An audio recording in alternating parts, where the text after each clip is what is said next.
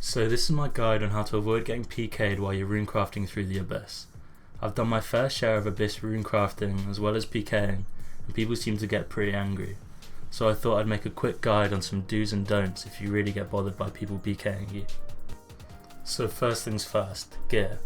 I see a lot of people using full graceful, and whilst this might save you a bit of money on stamina potions, it has no real defensive bonuses, meaning you're much more likely to get TB'd and killed. The gear on screen is a good balance between defensive stats, price and low weight. Don't use a rune pickaxe. It doesn't increase your mining rate in the Abyss and is an unnecessary cost when you die. If you have a Falador shield, this allows you to boost your prayer and use protection prayers or protect from item if you want to keep your glory. So let's talk about which path you use when you run after banking. Whilst the central path from Edgeville is the fastest method and gives you the most experience per hour, it also makes you the most vulnerable, so that fast experience per hour isn't very useful if you're dying quite a lot. If you don't care about the extra experience, then use the eastern path by the skeletons, as they provide good cover against PKs.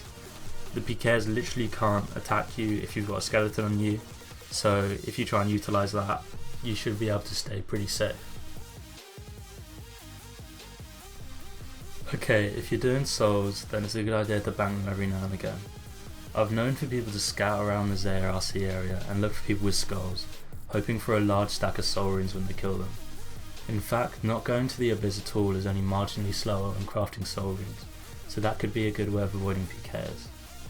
I mean, if you look at this clip here, you can see I PK'd 4 mil worth of soul runes from someone that had obviously been just like not banking all day, and it's just a really dumb idea. It doesn't benefit you at all. So yeah, bank your soul runes, guys.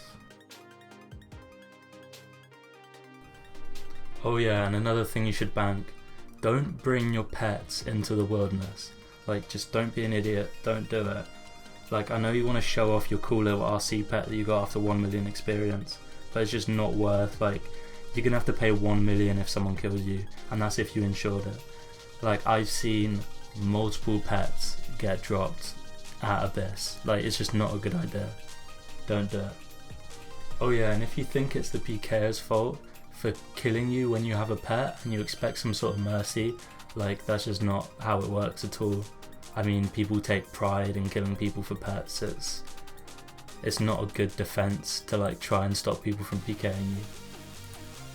Another piece of advice I want to give is to not shit talk the people that are killing you. Like, if you really think telling the PK to get cancer as you're falling to the ground is going to make them want to stop PKing, then you're fucked in the head.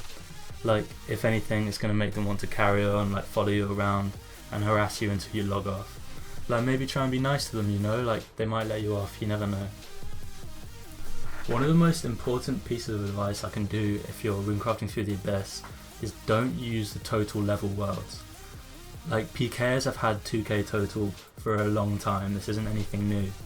And when I'm PKing at the Abyss, like, the first thing I do is log into the 2k total world to 1750 worlds, because it has a much higher concentration of people like skilling in my level range. So just pick literally any of the other worlds and you'll have a much better time. Like, PKs won't even bother checking there probably unless they're like really sitting down for the long haul. So here's my final piece of advice when learning how to protect yourself from PKs anywhere in the wilderness, like whether it's RCing, skilling, bossing, is to try it out for yourself. You'll quickly pick up on the small tricks that can help you survive if you like go out with a couple friends, go PKing for a bit, like an hour or two, and yeah, you'll just generally become a lot safer in the wilderness and have a better understanding of how the whole ecosystem works.